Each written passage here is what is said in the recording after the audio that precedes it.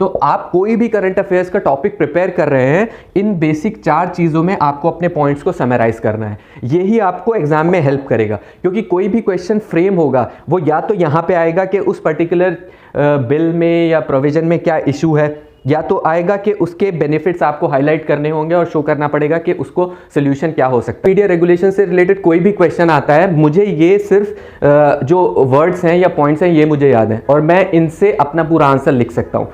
तो आपको भी पॉइंट्स लिख लिए, कल को फिर कुछ आया उससे रिलेटेड वो मैंने पॉइंट्स लिख लिए, और जब एक पूरा फ्रेमवर्क तैयार हो गया, और वो फ्रेमवर्क क्या है वो भी मैं आपके साथ डिस्कस करूंगा, वो जब तैयार हो गया तब मैं A4 पे छोटे से उसमें उसको उतार लेता था ताकि। हेलो एवरीवन, आज अभ्युदय प्लेटफॉर्म पे आज हम एक नए टॉपिक पे बात करेंगे जो है नोट्स मेकिंग। लास्ट टाइम जो मैंने वीडियो बनाया था उसमें मुझे काफ़ी सारे कमेंट्स मिले थे जहाँ पे स्टूडेंट्स के बहुत सारे डाउट्स थे नोट्स मेकिंग को लेके कि किस तरीके से करनी चाहिए। तो मुझे लगा कि इस टॉपिक पे हम लोग जो है वीडियो बनाएंगे और इस टॉपिक पे बात करेंगे। तो सबसे पहले नोट्स मेकिंग जो हम कन्फाइन रखेंगे वो करंट अफेयर्स से रिलेटेड रखेंगे कि आप न्यूज़पेपर पढ़ते हैं, आप कोई पर्टिकुलर इशू पढ़ते हैं, उससे कैसे आपको नोट्स बनाने हैं। तो पहली चीज़ तो एक करंट अफेयर से रिलेटेड ये होती है कि आपको किन चीज़ों से अपने करंट अफेयर्स को कवर करना है। तो आई विल सजेस्ट कि आप एक कोई भी न्यूज़पेपर ले सकते हैं और साथ में एक जो है वो मैगज़ीन कोई सी भी आप ले सकते हैं, और ये दोनों चीज़ें सफिशिएंट होंगी नोट्स के लिए। तो मैगज़ीन, डिफरेंट कोचिंग की मैगज़ीन्स आती हैं, आप कोई सी भी एक सेलेक्ट कर सकते हैं, बट जो भी सेलेक्ट कर रहे हैं स्टिक टू इट के एक उसी मैगज़ीन से आप नोट्स बनाएं। और साथ में अगर एक न्यूज़पेपर जो भी सेलेक्ट कर रहे हैं वो आप देख सकते हैं द हिंदू या इंडियन एक्सप्रेस, जो भी न्यूज़पेपर है। तो नोट से रिलेटेड मैं अपनी स्ट्रैटेजी बताता हूँ मैं किस तरीके से करता था। तो स्टार्टिंग में क्या होता है, कोई भी पर्टिकुलर इशू सपोज आता है, for example social media regulation का, जैसे मैं लास्ट टाइम भी बात कर रहा था, तो वो एक इशू है। तो सोशल मीडिया रेगुलेशन, तो होता क्या है कि ये टॉपिक बार बार न्यूज़ में आता है। तो स्टार्टिंग में डिफ़िकल्ट होता है कि किस तरीके से इसको कवर करना है टॉपिक को। तो हमें क्या करना है कि जितना कंसाइज नोट्स हम बना सकें वो हमारे लिए हेल्पफुल होगा एग्ज़ाम पर्सपेक्टिव से। तो जैसे कोई भी जब शुरू होता है कोई टॉपिक, तो उसके लिए इम्पॉर्टेंट होता है कि आप एकदम से नोट्स ना बनाएं, जंप ना करें उसके ऊपर। मैं क्या करता था कि मैं एक रफ़ कॉपी रखता था और रफ़ कॉपी में उस टॉपिक से जितने भी चीज़ें आती थी, एडिटोरियल्स आते थे, उनके जो क्रक्स पॉइंट्स हैं वो उस रफ़ कॉपी में उतारता जाता था। वो रफ़ कॉपी मेरे नोट्स नहीं होते थे, जस्ट मुझे नोट्स मेकिंग में हेल्प करते थे कि बाद में मुझे जब नोट्स बनाने हैं वो मैं किस तरीके से बनाऊंगा। ये मैं आपको एक टॉपिक लेके बताऊंगा कि मैं उस रफ़ कॉपी से किस तरीके से नोट्स बनाता था। एक तो ये तरीका होता है। एक दूसरा तरीका होता है कि आप डायरेक्टली जो है वो नोट्स बनाना शुरू कर दें। उसमें क्या होता है कि डायरेक्टली आप जब नोट्स बनाना शुरू करते हैं तो बहुत बल्कि नोट्स स्टार्टिंग में बनेंगे, क्योंकि हर एक चीज़ आप उतारने लगेंगे टॉपिक वाइज, और उसके बाद जब नेक्स्ट बार फिर से वो टॉपिक आएगा उसको ऐड ऑन करेंगे तो काफ़ी बल्कि हो जाता है, उसको दोबारा पढ़ने में बहुत डिफ़िकल्टी होती है। तो ये डायरेक्टली नोट्स बनाना मैं अवॉइड करता था जब तक कोई भी जो इशू है वो काफ़ी कवर नहीं हो जाता था। एक हफ्ते में उसको पढ़ नहीं लेता था, उसके इन एंड आउट नहीं समझ लेता था, प्रोस कॉन्स उसके, तब तक मैं उसकी नोट्स मेकिंग जो है अपने कंसाइज फॉर्म में नहीं करता था। तो दूसरी जो चीज़ होती है वो ये रहती है। और तीसरी क्या होता है कि आप टॉपिक को अपने माइंड में रखो कि आपने सपोज़ आज कोई पर्टिकुलर टॉपिक पढ़ा, उसमें कुछ पॉइंट्स थे वो आपको ध्यान है, या आप जो है उसको न्यूज़पेपर को कटिंग करके रख सकते हो कि आपको जो बनाने हैं नोट्स वो आप प्रॉपरली बाद में जब पूरा इन एंड आउट कवर कर लेंगे तब आप बना लेंगे। तो इसमें भी क्या होता है कि न्यूज़पेपर के बहुत बल्कि नोट्स हो जाते हैं और आपको आइडिया नहीं होता कि कौन सा टॉपिक का कहाँ कहाँ सेग्रीगेट करना है। तो इसमें भी बहुत इशू आते हैं। एक तरीका होता है कि आप टॉपिक को मेमोराइज़ कर लें कि आज जो है ये पर्टिकुलर पॉइंट्स आए थे और जब ये पूरा कवर हो जाएगा तब मैं इसके नोट्स बनाऊँगा। तो उसमें भी आप कभी कभी मिस आउट कर जाते हो, फिर आपको इंटरनेट से सर्च करना पड़ता है। तो मेरे लिए तो ये वाली जो ऑप्शन था ये बेस्ट था कि मैं एक कॉपी में, आज सोशल मीडिया रेगुलेशन से कुछ इशू आया तो उसको मैंने उसके पॉइंट्स लिख लिए, कल को फिर कुछ आया उससे रिलेटेड, वो मैंने पॉइंट्स लिख लिए। और जब एक पूरा फ्रेमवर्क तैयार हो गया, और वो फ्रेमवर्क क्या है वो भी मैं आपके साथ डिस्कस करूंगा, वो जब तैयार हो गया तब मैं A4 पे छोटे से उसमें उसको उतार लेता था, ताकि वो मैं हमेशा अपने पास रखूं और उसको मेमोराइज़ करूं। तो जब हम फ्रेमवर्क की बात करते हैं तो फ्रेमवर्क में क्या चीज़ होती है कि कोई भी एक पर्टिकुलर इशू होता है, उसका प्रेमाइस क्या है। तो पहली चीज़ होती है प्रेमाइस।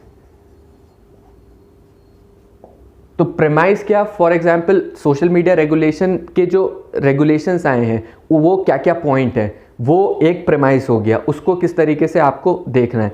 दूसरा क्या होता है इशू, कि जो भी चीज़ आई है उस पर्टिकुलर चीज़ में इशू क्या क्या आ रहा है, तो वो दूसरा चीज़ हो जाती है। तीसरा होता है कि उस पर्टिकुलर प्रोविजंस का बेनिफिट्स क्या है, वो आपका थर्ड चीज़ हो जाती है। और चौथा जो लास्ट होता है वो होता है कि आपका वे फॉरवर्ड या सोल्यूशन क्या है उस चीज़ का, तो ये आपकी चौथी चीज़ हो जाती है। तो आप कोई भी करंट अफेयर्स का टॉपिक प्रिपेयर कर रहे हैं, इन बेसिक 4 चीज़ों में आपको अपने पॉइंट्स को समराइज़ करना है। यही आपको एग्ज़ाम में हेल्प करेगा, क्योंकि कोई भी क्वेश्चन फ्रेम होगा वो या तो यहाँ पे आएगा कि उस पर्टिकुलर बिल में या प्रोविज़न में क्या इशू है, या तो आएगा कि उसके बेनिफिट्स आपको हाईलाइट करने होंगे और शो करना पड़ेगा कि उसको सोल्यूशन क्या हो सकता है। तो इन चारों चीज़ों के फ्रेमवर्क में आपको अपनी नोट्स मेकिंग करनी है। अब ये इन चारों को कैसे आपको फ्रेमवर्क बनाना है, ये मैं आपको एक एग्जाम्पल के थ्रू लेके चलता हूँ।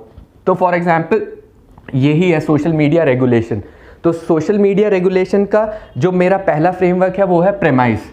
What is the premise of this bill. तो प्रेमाइस में आएगा कि क्या क्या प्रोविजंस है, क्या क्या चीज़ें उसमें आती हैं। अब यही मैं आपको समझाने के ट्राई कर रहा हूँ कि ये प्रोमाइस आपको एक जगह भी कहीं मिल सकता है, ये बार बार आप पढ़ेंगे तब आपको मिलेगा। तो आपको उसको कैसे कंसाइज करना है, या तो आप उसको पहले रफ में लिखें या उसको सीधा डायरेक्टली लिखें, तो वो आपको देखना है। अब प्रेमाइस में पहली चीज़ जो आती है सोशल मीडिया रेगुलेशन में वो है ग्रीवेंस रिड्रेसल। तो जैसे मैं आपको बुलेट पॉइंट्स दिखा रहा हूँ, आपको उसी तरीके से अपने जो चीज़ें हैं उसको कंसाइज करना है। अब ग्रीवेंस रिड्रेसल में पूरा एक लेआउट है, कैसे एक टॉप लेवल पे चीफ कंप्लायंस ऑफिसर होगा, उसके नीचे नोडल ऑफिसर होगा, उसके नीचे जो है ग्रीवेंस रिड्रेसल ऑफिसर होगा। तो आप इसको CCO हो गया, ये नोडल ऑफिसर हो गया, और इसके नीचे जो है ग्रीवेंस रिड्रेसल ऑफिसर हो गया। तो आपको जितना हो सकता है आपको कंसाइज करके उसका प्रेमाइस शो कर रहा है, ताकि वो चीज़ आपको याद रहे। तो जितना ट्राई करें कि बुलेट पॉइंट्स में वो हो सके उतना हेल्पफुल होगा। दूसरी चीज़ क्या हो गई, सेफ हार्बर क्लॉज है। जैसे तो अब आप अगर इसके बारे में पढ़ेंगे तो आपको काफ़ी सारा चीज़ें मिल जाएंगी कि सेफ हार्बर क्या है, बट आपको बुलेट चीज़ याद रखनी है कि ये क्या प्रोविजन है। कि IT एक्ट में जो इंटरमीडियरीज हैं, फेसबुक है या ट्विटर है, उनके लिए एक सेफ हार्बर क्लॉज है कि अगर उनके प्लेटफॉर्म पे कोई चीज़ आती है तो वो लोग लायबल नहीं होंगे उस चीज़ के लिए। तो ये गवर्नमेंट ने कहा है कि अगर कोई कंटेंट गवर्नमेंट कहती है कि 24 आवर्स में हटाना है और वो नहीं हटता है, तो ये जो सेफ हार्बर क्लॉज है वो भी ख़त्म हो सकता है, या जो प्रोविजंस इसमें दिए गए हैं अगर वो फॉलो नहीं होते हैं तो ये सेफ हार्बर क्लॉज ख़त्म हो सकता है। तो इसका आपको बहुत कुछ मिलेगा पढ़ने को, लेकिन आपको बुलेट पॉइंट में सिर्फ ये याद रखना है कि there is a clause called safe harbour IT act में, और उसको किस तरीके से जो है वो इस एक्ट में दिया गया है। तीसरी चीज़ है, ये मैंने पॉइंट्स तैयार करें ताकि आप लोगों को समझा सकूं कि किस तरीके से आपको नोट्स बना सकते हैं। तीसरी चीज़ है ट्रेसिंग। अब इसका भी पूरा एक वो है कि जो व्हाट्सएप के जो मैसेजेस हैं वो कहाँ से स्टार्ट हुए हैं, उनकी ट्रेसेबिलिटी जो है वो रखनी है। तो वो ट्रेसिंग जो इंटरमीडियरीज हैं, व्हाट्सएप है, उसको बोला गया है कि आप गवर्नमेंट अगर पूछती है तो आपको बताना पड़ेगा। तो उसका पूरी जो डिटेल है वो सब आप इसमें अवॉइड कर सकते हैं, क्योंकि यहाँ पे आपको सिर्फ वो बुलेट पॉइंट्स रखने हैं जिन वर्ड से आपको वो चीज़ रिकॉल हो सके एग्जाम में। तो और चौथी चीज़ है OTT रेगुलेशन। तो अब किस तरीके से ये नेटफ्लिक्स एंड ये अदर जो इंटरमीडिएट्स हैं उनको रेगुलेट किया जा रहा है, उसका एक क्लॉज है कि इसमें आपको क्लासिफिकेशन करना है कि कौन सा अंडर 12 है, कौन सा अंडर 18 है, जो भी कंटेंट आप दे रहे हैं, एक जो है आपको सेल्फ रेगुलेशन करना है। तो ये चीज़ है। और एक आखिरी चीज़ जो है वो डिजिटल प्लेटफॉर्म पे जो न्यूज़ है, डिजिटल न्यूज़ मीडिया, उसको वो भी उन्हीं रूल से गवर्न होंगे जो जिनसे मीडिया गवर्न होती है। तो ये देखिए इसका जो प्रमाइस है मैंने इन 4-5 वर्ड्स हैं जस्ट उसमें कर दिया है। अगर मुझे ये याद रहता है तो मैं एग्ज़ाम में इसको एक्सपैंड कर सकता हूँ आराम से कि किस तरीके से इसको आगे मुझे करना है। और ये आपको हार्डली थोड़े से पेपर में आपको पता लिख सकते हैं और इसका नोट्स बना सकते हैं। अब मेरी दूसरी चीज़ आती है कि इसमें इशू क्या है, और इशू से पहले I take benefits of it कि गवर्नमेंट क्या कह रही है कि बेनिफिट्स क्या हैं इसमें। अब जैसे आपने प्रेमाइस मैंने आपको बताया उसी तरीके से आप बेनिफिट्स को भी बहुत छोटे कंसाइज वे में लिख सकते हैं। तो जैसे सबसे एक चीज़ है कि फेक न्यूज़ है और प्रोपेगेंडा है। तो अभी आपने देखा कि फार्मर प्रोटेस्ट के टाइम पे काफ़ी ट्विटर हैंडल्स आ गए थे जो फार्मर जेनोसाइड और इन सब चीज़ों की बात कर रहे थे। उसके अलावा भी काफ़ी फेक न्यूज़ जो है वो प्लेटफॉर्म पे चलती रहती है, जिसकी वजह से गवर्नमेंट ने उसे हटाने के लिए भी बात कही, बट वो पॉसिबल नहीं हो पा रहा था। तो इसके बेनिफिट ये होंगे कि इनकी अकाउंटेबिलिटी फिक्स होगी, जो भी सोशल मीडिया के प्लेटफॉर्म्स है, ग्रीवेंस रिड्रेसल ऑफिसर होगा। तो हमें इसका सिर्फ ये हेडिंग लिखनी है ताकि इस हेडिंग से हम एक्सपैंड कर सके। दूसरा, इनका बहुत ओपेक एल्गोरिथम है। ये प्लेटफॉर्म खुद कहते हैं कि हम लोग जो है कोई भी ऐसा कंटेंट होता है उसको रेड फ्लैग कर देता है हमारा एल्गोरिथम, बट कई बार देखा गया है कि वो चीज़ नहीं हो पाती है क्योंकि वो एल्गोरिथम किस तरीके से काम कर रही है वो नहीं पता चल पाता है। तो ये हम लोगों ने खाली सोशल मीडिया पे नहीं छोड़ा है कि कौन सा जो कंटेंट है वो सेंसिटिव होगा और आपका एल्गोरिथम सिर्फ उसको रेड फ्लैग नहीं करेगा, अगर गवर्नमेंट उसको बोलेगी तो आपको वो हटाना पड़ेगा। तीसरी चीज़, अगर हम बेनिफिट्स में देखें तो मैंने जो वर्ड यूज़ किया वो सुप्रा नेशनल एंटिटी लिखा है। अगर आप देखें तो ये फेसबुक और ट्विटर जो है ये नेशनल बाउंड्रीज़ में तो रेस्ट्रिक्टेड नहीं है। ये इनका जो पूरा वर्किंग है ये पूरा डिफरेंट कंट्रीज़ में होता है। अभी ऑस्ट्रेलिया में फेसबुक का टसल चल रहा है, गूगल का टसल चल रहा है, किस तरीके से शेयरिंग करनी है रेवेन्यूज़ की, किस तरीके से प्लेटफॉर्म को यूज़ करना है। तो ये सारे इश्यूज़ जो हैं ये इसको कंट्रोल करने में हेल्प करेगा। इसी तरीके से इन जो बड़ी साइट्स हैं इनकी मोनोपोली हो गई है।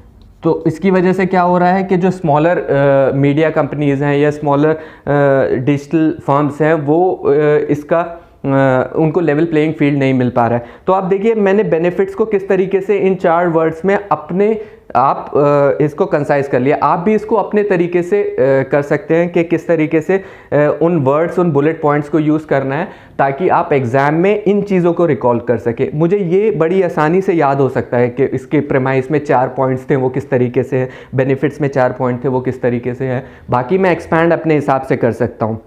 अब हम अगर इश्यूज़ की बात करें तो इश्यूज़ में आप देखिए कि मैंने जो इशू लिखा है सबसे पहला वो ओवर रेगुलेशन का लिखा है। अब ओवर रेगुलेशन जैसे ही मेरे दिमाग में आता है तो मैं उसको एक्सपैंड कर सकता हूँ अपने नोट्स में, जब भी मैं एग्ज़ाम में आंसर लिखूंगा या कुछ भी लिखूंगा। ओवर रेगुलेशन में जब मैं पढ़ा तो मुझे क्या है कि जैसे कोई भी ये सेफ हार्बर का क्लॉज है, इसमें कंटेंट की बात की है 24 आवर्स में हटाना पड़ेगा। अब ये गवर्नमेंट के डिस्क्रिप्शन के ऊपर है, सवेरेनिटी या इंटीग्रिटी या बाकी कोई भी चीज़ें हैं जिसकी वजह से गवर्नमेंट इन प्लेटफॉर्म्स को बोले कि ये कंटेंट आपको हटाना है। तो ये कहीं ना कहीं कॉन्फ्लिक्ट करेगा आर्टिकल 19 जो है वो फ्रीडम ऑफ एक्सप्रेशन के साथ। तो ये सारी चीज़ें आपके दिमाग में रहेंगी, बस आपको अगर ओवर रेगुलेशन याद है तो ये सारी चीज़ें दिमाग में रहती हैं। जैसे IT एक्ट का एक सेक्शन था 66A श्रेया सिंगल केस था जिसमें सुप्रीम कोर्ट ने उसको अनकॉन्स्टिट्यूशनल बोला था जस्ट बिकॉज वो freedom of speech and expression को वायलेट करता था। तो इसी तरीके की सारी चीज़ें हो सकती हैं यहाँ पे। दूसरा, ट्रेसेबिलिटी का जो इशू था उसमें प्राइवेसी कंसर्न आ जाएगा। ये जो ट्रेसेबिलिटी को बोला है गवर्नमेंट ने कि आपको ट्रेस करना है व्हाट्सएप को कि वो कंटेंट कहाँ से ओरिजिनेट हुआ है, तो व्हाट्सएप हम लोग क्यों यूज़ करते हैं, क्योंकि उसको हम लोग बहुत सिक्योर मानते हैं, उसकी प्राइवेसी है, तो इसकी वजह से यहाँ पे ये इशू आ सकता है। तो मैंने इशू को जो है बहुत कम उसमें कर दिया है। और तीसरा है डिजिटल मीडिया का। अब आईटी एक्ट में ये जो डिजिटल प्लेटफॉर्म है मीडिया का वो कवर नहीं होता है, तो एक एग्जीक्यूटिव ऑर्डर से ये चीज़ कवर की गई है, तो इसको भी काफ़ी क्रिटिसिज्म इसको मिला है। तो ये जो चीज़ है ये मैंने इस तरीके से अपने छोटे उसमें पूरी कवर कर ली है। और लास्ट में सजेशन एक आता है। अब सजेशन में अगर हम देखें तो पहली चीज़ जो आती है वो ये आती है कि कंसल्टेशन। ये जो रूल्स लाए गए हैं, एक्ट ये लाए गए हैं आईटी फर्म्स के लिए, इसमें कंसल्टेशन लैकिंग था और उसी की वजह से काफ़ी इश्यूज़ आए। तो मेन चीज़ ये है कि जो भी प्लेयर्स इसमें इन्वॉल्व हैं उनके साथ कंसल्टेशन जो है वो प्रॉपरली होना चाहिए जिस तरीके से। और एक चीज़ होती है सेल्फ रेगुलेटरी मैकेनिज़्म।